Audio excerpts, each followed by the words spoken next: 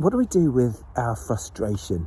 I came out of the house quite frustrated today because I worked from home, surrounded by a building site, and there were really loud radios, very hard to concentrate. So I came out to a lovely little stretch of the river that I know I'll come just have a bit of quiet time down here. And lo and behold, there's a really big house having its roof done down by the river.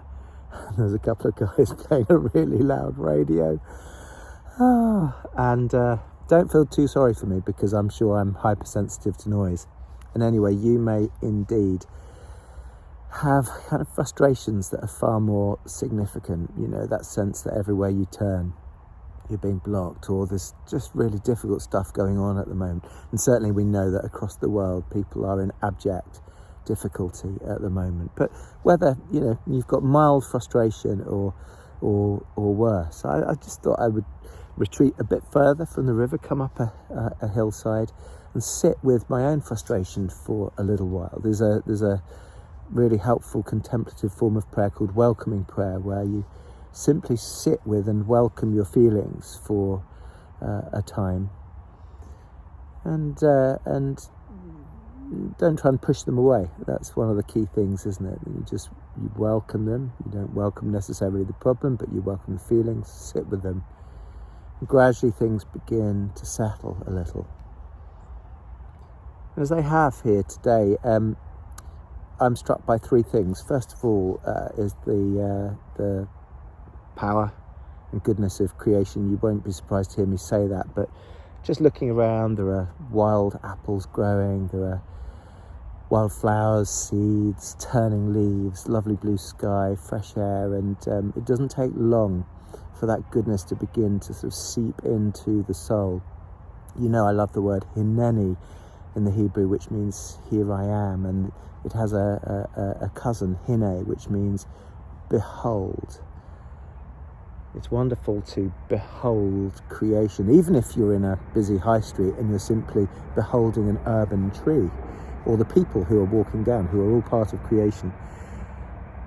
But as we behold, as we sit in absolute openness to that which is unfolding in front of us and within us, there's a sense in which you hear God's hineni, God's here I am within it all, which is just wonderful. You should try it. Just listen for God's hineni within the ripening apples and the warmth of the autumn sun.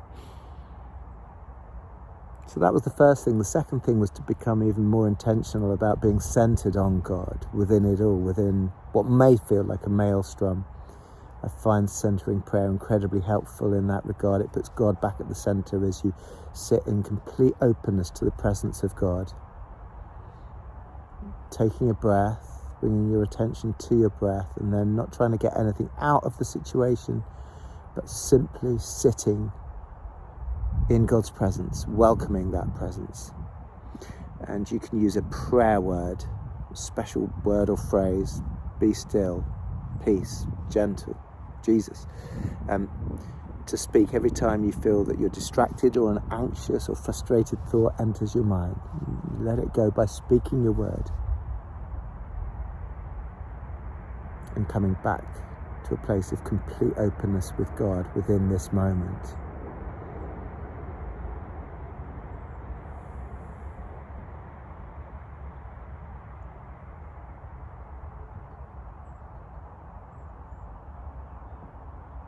It's as though you become aware of a presence that was here all the time, but you had to pause intentionally to become present to it, to its love, to its closeness. It's funny how, as you put God at the centre, you come back to your own centre, feel more grounded and centred, but you remember very happily that you are not the centre of the universe. It's quite a liberating thing. And the final thing, third thing, is that when things seem so perplexing that you simply don't know where to turn, perhaps the one place that we can turn is here, to the cross. I've been led up a hill today and I found myself at the foot of a cross, which is happy and poetic, and You might simply imagine coming to the foot of the cross, saying, I give everything and everyone to you, Lord. I give everything and everyone to you. Cast all your cares upon him. And perhaps we begin to sense the harboured calm that comes from him, arising from the inside out, remembering that he spoke to the waves, to the storm, hush, be still, and it was completely still. May that peace arise for you as you come to the cross today, with your frustrations, problems, difficulties, brokenness, and indeed with all the invitations and possibilities and goodness that this day holds too. May the peace that surpasses all understanding be yours. May you bring that peace to the world around you because of this. God bless. Go well.